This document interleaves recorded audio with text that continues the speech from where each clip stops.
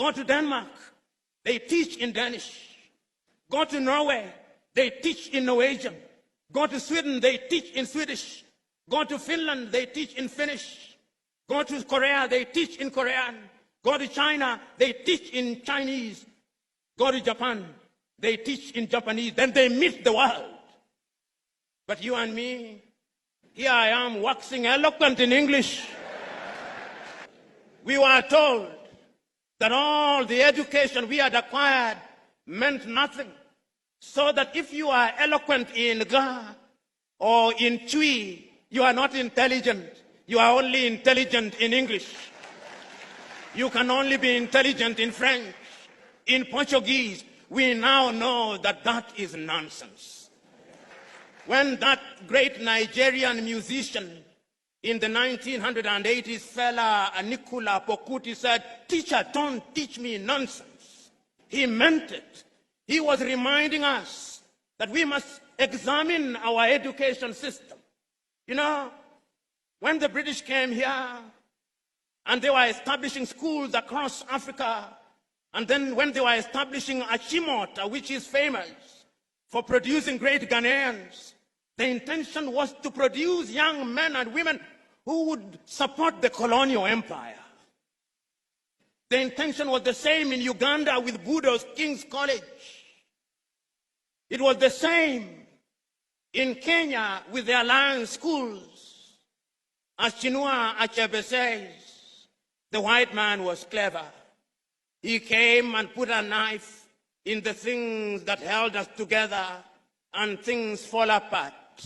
That we have now become famous for producing graduates in agriculture, some of whom, if you allow me a little latitude and hyperbole, cannot distinguish between a goat and a sheep.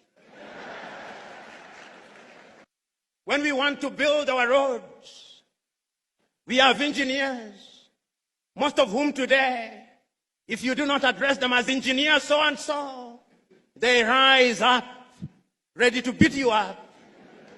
But yet, when we are building our highway from Accra through to Winneba, through to Cape Coast, through to La Côte d'Ivoire, it is the Chinese that I see, which calls into question, what type of engineering are we teaching? We are producing doctors, and they are good, some of them. But yet, when those of us who have the ability are sick, unless they do not know, they want to be airlifted to Dubai and to Germany. They have no faith in our medical system. When we are sick during COVID, all Africa is crying to America, "Oh, give us Moderna, give us Pfizer," to the Russians, "Give us Sputnik." We are crying. Yet we have universities with professors in medicine. We must re-examine our education system, even in matters as mundane as sports, which is a multi-billion-dollar industry. The United States of America offers our young men and women scholarships to study sports. Our universities don't. Football is a multi-billion-dollar industry.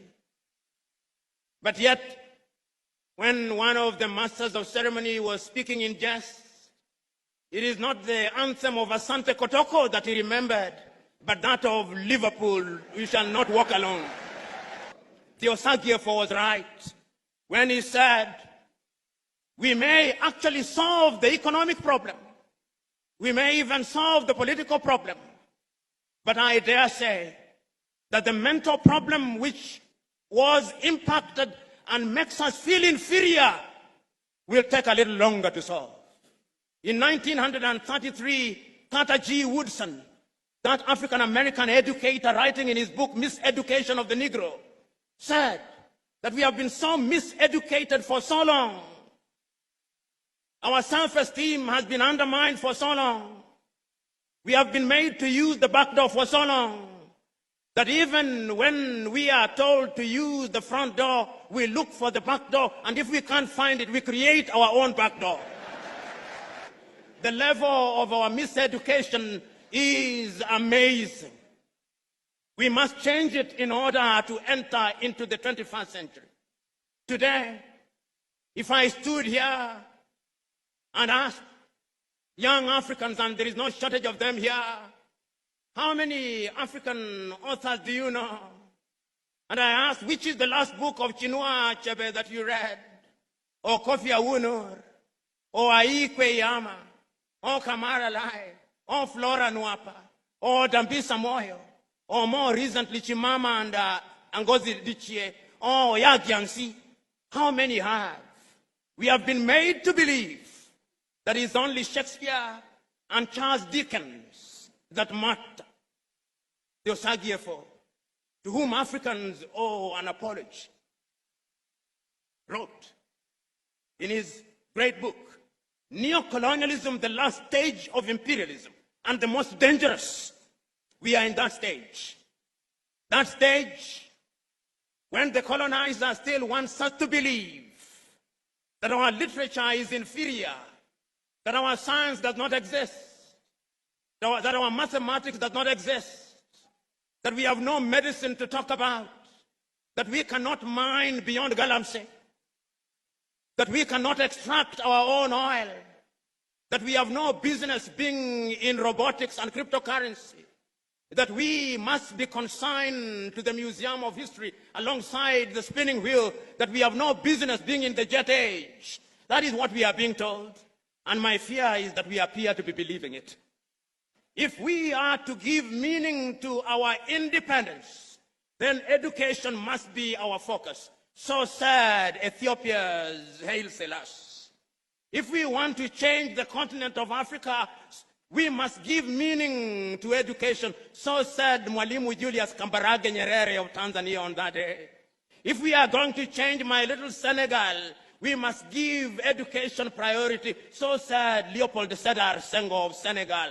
Even the complicit Félix Houphouët-Boigny in La Côte d'Ivoire believed so. When you see our judges dressing, they still dress like Father Christmas. Whoever told us that justice could only be administered when you dress like Father Christmas, I do not know. We live in a world where we are so mentally captured that those of you in the middle class, your greatest claim to fame is that my daughter can no longer speak Chui, and is meant to be a badge of honor. It is a badge of complete colonial conquest.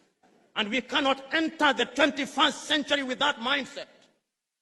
Go to the countries in the Scandinavia, which we can dare compare ourselves with. Go to Denmark, they teach in Danish. Go to Norway, they teach in Norwegian. Go to Sweden, they teach in Swedish. Go to Finland, they teach in Finnish. Go to Korea, they teach in Korean. Go to China, they teach in Chinese. Go to Japan, they teach in Japanese. Then they meet the world. But you and me, here I am waxing eloquent in English, not in Kiswahili. We must revamp our curriculum. I suspect you are either using Samsung or Huawei. What did China do 30 years ago? They made a decision that we are going to change our education system. And they changed their education system. They engaged in agriculture. They engaged in technology. They engaged in medicine. They engaged in everything. And today, China is the second strongest economy in the world, with a GDP of no less than 19 trillion United States dollars.